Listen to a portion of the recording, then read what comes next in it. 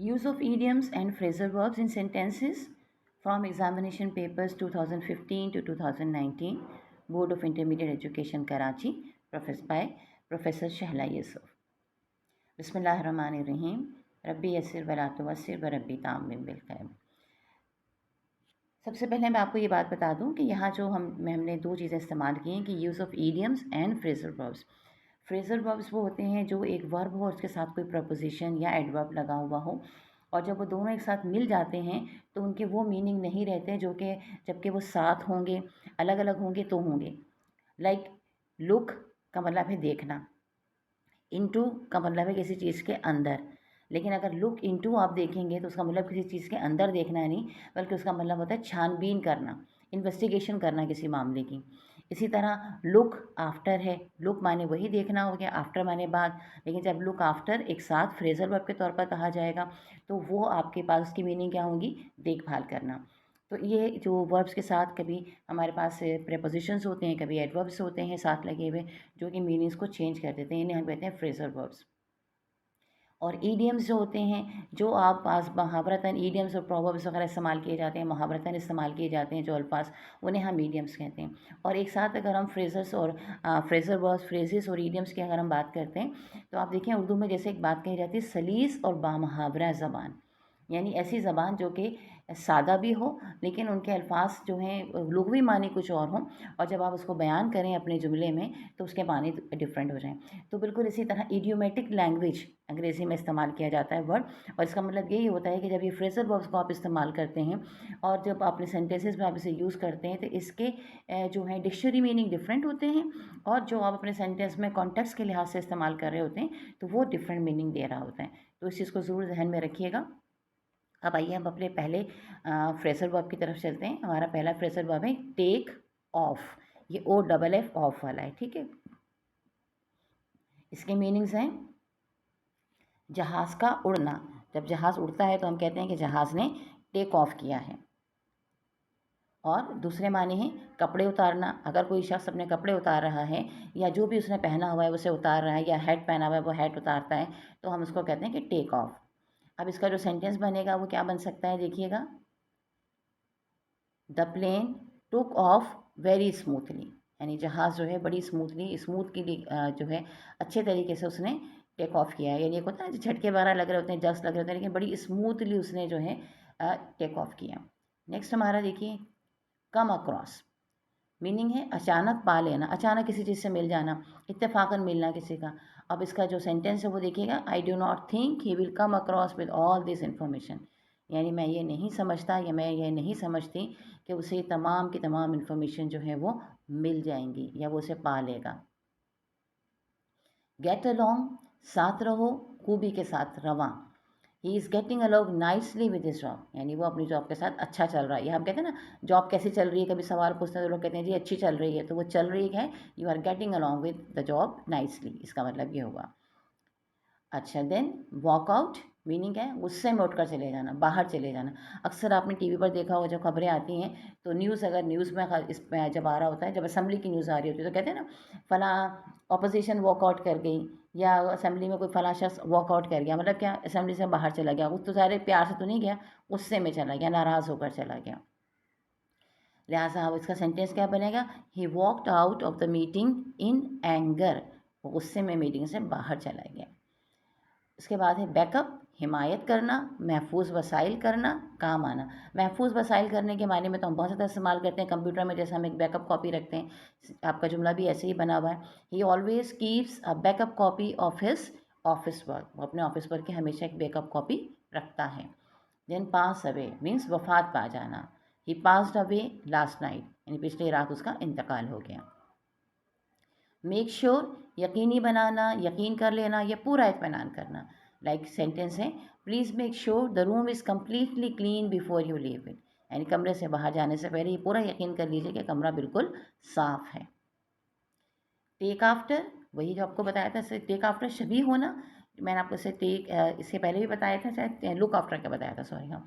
तो take after शबी होना। अच्छा, शबी जो है ये आपकी चेहरे में भी हो सकती है, आपके लुक्स में भी हो सकती है, और ये आपके किरदार में भी होता है। अक्सर हम बात करते हैं ना, फलां शख्स अम्मी पर गया है, वो अब्बा पे गया है, वो खाला पे गया है, वो नानी पे गया है, तो ये गया है जो है ना, बेसिकली इसके लिए फ्रेज़ इस्तेमाल होगा वो टेक आफ्टर होगा। यानी कि वो आदतों में भी हो सकता है और शक्ल सूरत में भी हो सकता है। तो हमने ये जुमला बनाया है शक्ल सूरत के लिहाज से, she takes after her mother in her looks, यानी कि वो अपने नैन नक्श में अपनी माँ की तरह है। ब्रिंग अप, परवरिश करना। She brought up her children very nicely, उसने अपने बच्चों की बहुत अच्छी तरबियत की है। डाई डाउन, आहिस्ता आहिस्ता कम होना। Teacher waited for the noise to die down before she started her lecture, teacher ने इंतज़ार किया शोर के कम हो जाने का अपना लेक्चर शुरू करने से पहले। अक्सर ऐसा होता है ना, क्लास में बच्चे शोर मचा रहे होते हैं तो मिस खामोश खड़ी हो जाती हैं या सर खामोश खड़े हो जाते हैं, और जब सब बच्चे खामोश हो जाते हैं फिर वो अपनी बात कहना शुरू करते हैं। गेन ऑन, नफ़ा हासिल करना, मुनाफा कमाना। In each class of English he gain on some knowledge, यानी क्लास अंग्रेज़ी की हर क्लास में वो कुछ ना कुछ सीखता है। और ये हकीकत है, किसी भी क्लास में किसी भी जगह पर आप कहीं जाते हैं तो कुछ ना कुछ ज़रूर सीखते हैं। You gain on something. Catch up, बात को समझ लेना, पकड़ लेना। Please speak slowly so that I can catch up the matter properly, आहिस्ता बात कीजिए ताकि मैं मामले को अच्छी तरह समझ सकूं। टेक डाउन, नकल को कर लेना, उतार लेना। किसी इंसान की नकल नहीं करना, बोर्ड पे कुछ लिखा हुआ है, आप उसको अपने पास कॉपी कर लेते हैं, अपने पास लिख लेते हैं, तो वो टेक डाउन कहलाएगा। जैसे जुमले में देखिए, please take down the points from the notice board, यानी नोटिस बोर्ड पर जो नुकात लिखे हैं उसको आप अपने पास लिख लीजिए। टू ब्रिंग टू लाइट, ज़ाहिर करना, दिखाना, वाज़ेह कर देना या नुमाया कर देना। He brought to light the facts of European history in his lecture, यानी उन्होंने अपने लेक्चर में यूरोपियन हिस्ट्री की हकीकत बयान की या उस पर रोशनी डाली। टू मेक ऑफ, जल्दी में चले जाना, कोई चीज़ लेकर भाग जाना, चंपत हो जाना यानी गायब हो जाना बिल्कुल। After the robbery the thieves made off in a stolen car, यानी चोरी के बाद चोर जो हैं वो चोरी की हुई कार में गायब हो गए, भाग गए। टू गेट थ्रू, कोई काम मुकम्मल तौर पर ख़त्म करना, किसी काम का होना या कामयाब करवाना इम्तिहान वगैरह में। So it is hard to get through the last week of exams, ये तो सबको पता है ना, इम्तिहान के आखिरी हफ्ता सबसे मुश्किल से गुजरता है कि बस जल्दी से गुजर जाए। तो लिहाजा ये कि it is hard to get through the last week of exam, exam के आखिरी हफ्ते से गुजरना मुश्किल होता है। टू ब्रेक आउट, तोड़ना, अचानक शुरू करना, फसाद का फूट पड़ना, ज़्यादातर ये इस्तेमाल होता है फसाद के फूट पड़ने में या बीमारी के बढ़ जाने में। इसी तरह हमने जो सेंटेंसेस भी बनाए हैं वो इसीलिए इस हिसाब से बनाए, देखिएगा। The violence broke out in the main street, अचानक मेन गली में जो है वो मेन रोड पर फसाद फैल गया। दूसरा है his announcement broke out the confusion, उसकी अनाउंसमेंट की वजह से कन्फ्यूजन पैदा हो गया। तीसरा है cholera broke out in the area, cholera हैज़ा की बीमारी इलाके में फैल गई। तो ये इस तीनों मानों में हमने इसको इस्तेमाल कर लिया है। एट लार्ज, भागा हुआ, फरार हुआ हुआ। The man who tried to kill her is still at large. A dog's life, नाखुशगवार, मुश्किल वक्त, बड़ी मुश्किल से ज़िंदगी गुजारना। Children are living a dog's life since their mother time, जब से उनके वालिदा का इंतकाल हुआ है बच्चे एक मुश्किल ज़िंदगी गुजार रहे हैं। Mister Tom mister Tom is living a dog's life since her wife left him, जब से मिस्टर टॉम की बीवी उनको छोड़कर गई हैं वो भी एक मुश्किल ज़िंदगी गुजार रहे हैं।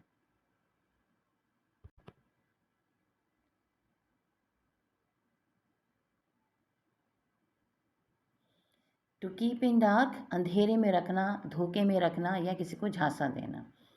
The boy kept his parents in dark about his failure in the examination, लड़के ने अपने वालिदैन को अपने इम्तिहान में फ़ेल होने के बारे में अंधेरे में रखा, यानी उनको नहीं बताया। Man always keep the exact amount of their salary in dark from their wives, आदमी हमेशा अपना सैलरी जो उनको तनख्वाह मिलती है उसका एग्जैक्ट अमाउंट जो है वो अपनी बीवियों से छुपा के रखते हैं। ऑल इन ऑल, मजमूई तौर पर, बहैसियत मजमूई या करता धरता मालिक बाख्तियार जो शख्स होगा उसके बारे में हम कहेंगे like the principal is all in taking decisions in the college, यानी प्रिंसिपल जो होता है वो कॉलेज में फ़ैसला करने में मालिक होता है, बाख्तियार होता है। दूसरा हमारा सेंटेंस है all in all in all my performance was good in show, यानी मजमूई तौर पर वाले मानों में कि मेरी परफॉर्मेंस जो शो में बेहतर थी, मजमूई तौर पर बेहतर थी। बैड ब्लड, मकासमत होना, बुक्स होना, किसी से बैर होना। There is bad blood among brothers since the property was divided among them. भाइयों के दरमियान में मुकासमत है, बुक्स है, या एक दूसरे से बैर है जब से कि प्रॉपर्टी डिवाइड हुई है। दूसरा जुमला हमारा है she has got bad blood with every one. बास लोग होते हैं ना, हर एक से ही लड़ाई रहती है उनकी। टू स्टैंड बाय, वफादारी निभाना, साथ देना, हिमायत करना, मदद करना, कॉल का पास करना। We promise to stand by each other through thick and thin. हमने वादा किया है कि हम अच्छे और बुरे तमाम हालात में एक दूसरे के की हिमायत करेंगे या एक दूसरे का साथ देंगे या वफादारी निभाएंगे। टू कैच अ स्ट्रॉ,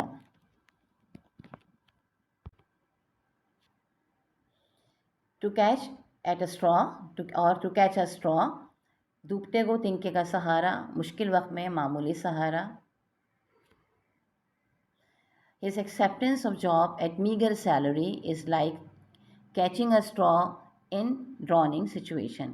यानी उसने जो बहुत थोड़ी सैलरी पर, मीगर सैलरी पे, बहुत थोड़ी सैलरी पर जो ये जॉब को कबूल किया है, तो ये असल में डूबते को तिनके का सहारा है।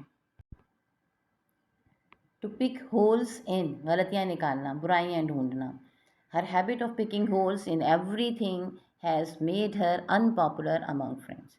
हर चीज़ में बुराई निकालने की उसकी आदत ने अपने दोस्तों में उसे अनपॉपुलर कर दिया है, गैर मशहूर कर दिया है। अक्सर होता है ना, बाज़ लोगों की आदत होती है कि हर चीज़ में बुराई निकाल रहे होते हैं, तो फिर क्या होता है, लोग उनके पास बैठना पसंद नहीं करते, उनसे दोस्ती रखना पसंद नहीं करते। एट आर्म्स लेंथ, औकात में रखना, हैसियत के मुताबिक रखना, किसी शख्स या किसी चीज़ से फासला रखना। My boss keeps the employees at arms length. मेरा बॉस जो है वो एम्प्लॉयज़ को, यानी अपने साथ काम करने वालों को एक फासले पर रखता है। टू वॉश डर्टी लिनन, घर का झगड़ा बाहर करना, घर के भेद बाहर खोलना। Two brothers were washing dirty linen in the market in their collars. दो भाई जो हैं वो मार्केट में झगड़े के दौरान अपने घर की बातें बाहर कह रहे थे। विद ओपन आर्म्स, खुश दिली के साथ, गर्मजोशी से। माई aunty always welcomes us with open arms. मेरी आंटी हमेशा मुझे खुश दिली के साथ अपने घर में आने की इजाज़त देती है या मुझे वेलकम करती है, खुश आमदीद कहती हैं। To make both ends meet, मुश्किल से गुजर बसर करना। Due to the lockdown it has become difficult for the family to make the both ends meet. Lockdown की वजह से फैमिली के लिए मुश्किल हो गया है कि वो गुजर बसर सही से करें। टू कम राउंड, होश में आना, मान जाना किसी बात को। She came round after an hour argument, 1 घंटे की बहस के बाद वो बात मान गई। टू स्टैंड बाय, वफादारी निभाना, साथ देना, हिमायत करना। All the poverty was an obstacle but he stood by his decision. यानी कि गुर्बत की एक रुकावट थी मगर वो फिर भी अपने फैसले पर कायम रहा। The commissioner makes the police to stand by in case of disturbance. Commissioner ने पुलिस को स्टैंड बाय रखा, यानी साथ रखा, अलर्ट रखा, ताकि अगर कोई डिस्टर्बेंस हो तो वो काम आ सके। एक होता है ना स्टैंड बाय जनरेटर, उसका मतलब भी यही होता है। To sail in the same boat, एक ही कश्ती में सवार होना, एक ही मुसीबत में गिरफ्तार होना, एक जैसी मुसीबत में होना। At the 11th hour of exam we all were sailing in the same boat. आखिरी घंटे में इम्तिहान के हम सब के सब एक ही कश्ती में सवार थे। ऐसा ही होता है ना, पूरी क्लास का एक ही हाल होता है कि जल्द से जल्द पेपर कंप्लीट कर लें, जो सवाल नहीं आ रहा उसको मुकम्मल कर लें। और ये भी होता है बाज़ लोग कि अगर किसी से पूछ सकते हैं तो पूछ लें। सब एक ही तरह की सिचुएशन में होते हैं, यानी सब मुसीबत में गिरफ्तार होते हैं। अंडर अ डार्क क्लाउड, नाराज़गी या बदगुमानी का शिकार, ज़ेर अताब होना, मुसीबत का शिकार होना। His one mistake in calculation has brought him under dark clouds. यानी उसकी एक कैलकुलेशन में एक गलती की वजह से वो मुसीबत का शिकार हो गया है। एट अ स्ट्रेच, एक ही वक्त में मुसलसिल। He told me 10 points at a stretch. 10 point उसने मुझे एक ही वक्त में बता दिए। ये तमाम हो गए आपके 2015 से 2019 तक के फ्रेजर वर्ब्स और ईडियम्स। यकीन है कि इस वीडियो से आपको ज़रूर कुछ ना कुछ हेल्प मिलेगी। इनको ज़रूर याद कीजिएगा। इंशाअल्लाह ताला अल्लाह ने चाहा तो ज़रूर इम्तिहानात में इनमें से कुछ ना कुछ ज़रूर आएंगे। और अगर आपको ये हमारी वीडियो अच्छी लगी है तो इसको ज़रूर लाइक और शेयर और सब्सक्राइब कीजिएगा और बहुत शुक्रिया कि आपने इस वीडियो को आखिर तक देखा। उम्मीद है कि अल्लाह ताला आपके साथ खैर का मामला करेंगे और इम्तिहानात में आपको इंशाअल्लाह ताला अल्लाह ताला बेहतरीन कामयाबी दिलाएँगे। इंशाअल्लाह मुझे उम्मीद है कि आप अच्छी मेहनत भी कर रहे होंगे। तो अब अच्छी मेहनत का अच्छा सिला इंशाअल्लाह ताला आपको ज़रूर मिलेगा। अल्लाह आपको कामयाबी अता फ़रमाए। आमीन सुम्मा आमीन।